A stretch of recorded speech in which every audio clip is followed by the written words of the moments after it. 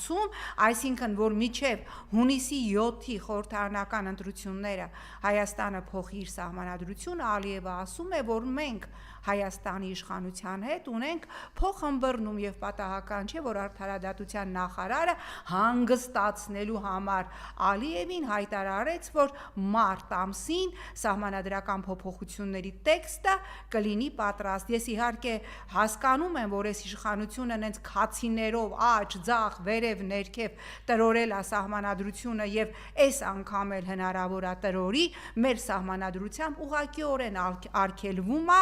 խորհրդարանական ընտրությունների նույն օրը նշանակել հանրաքվե, բայց քանի որ սրանք թքած ունեն սահմանադրության վրա, ես չեմ բացառում, որ Ալիևի պահանջը կատարելու համար իրենք բերեն եւ հունիսի 7-ին նշանակեն նաեւ խորհրդարանական, ուրեմն ընտրություններ գումարած